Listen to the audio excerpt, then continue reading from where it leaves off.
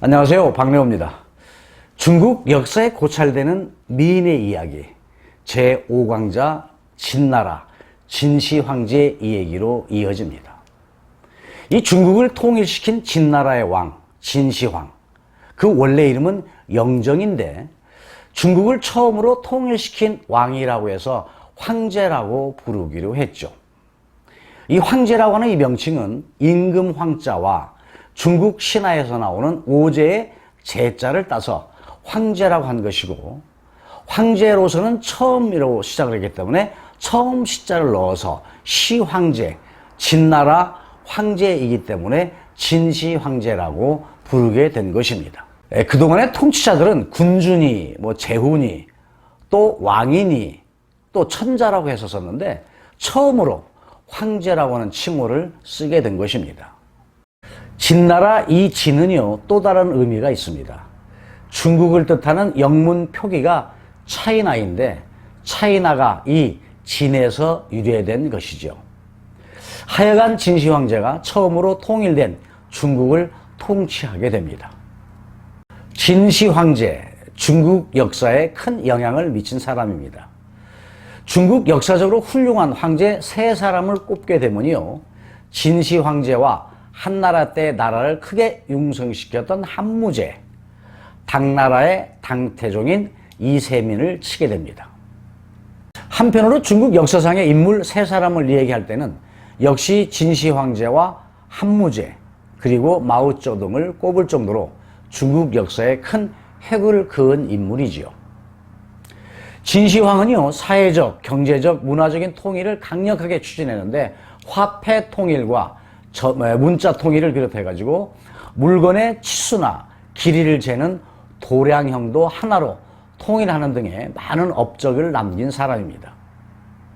또한 봉건제도를 폐지하고 나라를 군과 현으로 행정구역으로 나눠가지고 황궁에서 관리를 직접 파견해서 다스리는 군현제를 실시하는 중앙집권체제를 더욱 튼튼히 하게 했던 사람입니다.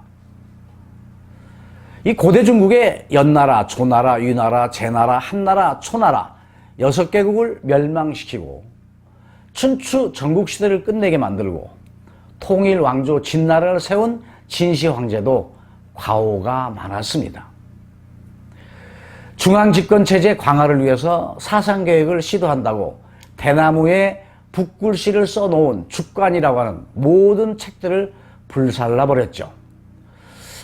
그때는 그 종이가 없을 때니까 모든 책이 이러한 대나무에다 글을 쓰는 죽관이었더랬습니다. 이때 모든 책들을 불태웠지만 그래도 농사나 천문 또 의학, 서적만을 남겨놓았기 때문에 다행으로 보기도 합니다. 하여간 사상이 담긴 모든 책들만을 골라서 모두 불태워버린 가오, 이것이 진시황의 큰 가오인 분서갱유이가 됩니다. 이 과정에서 유학자들과 충돌이 많이 일어났고 이로 인해서 사상자가 460여 명이 생매장을 당하는 참혹한 일도 저질러졌죠. 분서갱유입니다. 또한 중국에 유업이 되어온 북방민족의 침략을 방어한다고 만리장성을 쌓은 과오가 2번째입니다. 높이가 10m, 길이가 45,800km. 그러니까 4km를 10리라고 하니까 정확히 계산해보면 만리가 넘는 성입니다. 만리장성이죠. 이 만리장성은 얼마나 대단하게 되면 달나라에서도 보인다고 할까요? 이 엄청난 성을 쌓기 위해서 100만여 명의 백성들이 동원되었는데 이 중에 3분의 1 정도가 만리장성을 쌓다가 죽었습니다. 또한 죽어서도 자신을 지킨다고 한다고 흙을 빚어서 병마와 말과 마차를 만든 병마용도 하나의 진시황제의 과오입니다. 병마용이 들어있는 갱들이 서한시에서 발견되고 있었는데 현재 발견된 것만도 세계의 갱에서 8,000여 개의 병마용이 발견되었죠. 그런데 이런 갱들이 또 있다는 것입니다. 지금도 계속해서 발굴해 가고 있습니다. 또한 진시황하게 되면 누구나 생각나는 것이 불로초이지요. 어느 누군들 죽지 않고 오래 살고 싶지 않는 사람이 있을까요?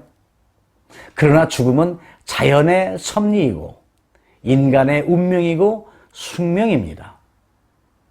그런데 진시황은 불로장생을 원했고 죽지 않는다고 믿었던 사람입니다. 그러다 보니까 사기꾼 하나가 나타나게 되죠. 그 이름 서복입니다.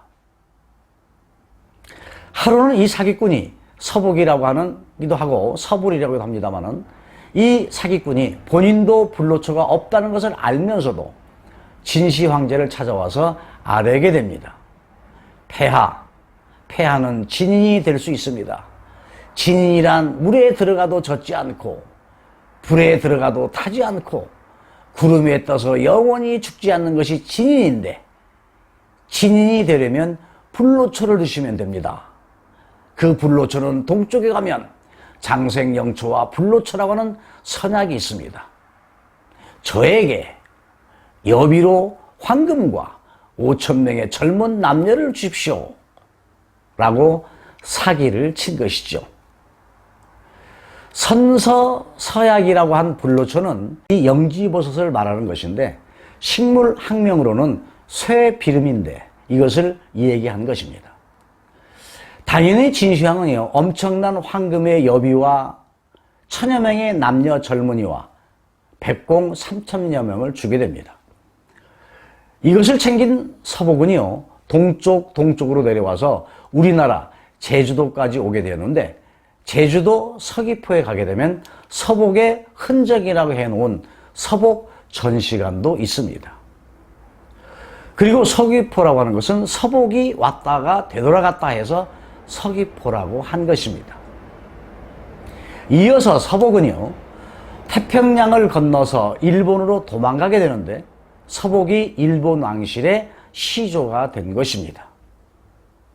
중국 역사에 고찰되는 미인의 이야기, 아방궁으로 이어지는 진시황의 이야기는요, 다음 편 6번째 강좌로 이어집니다. 다음 편에서 만나 뵙겠습니다. 감사합니다.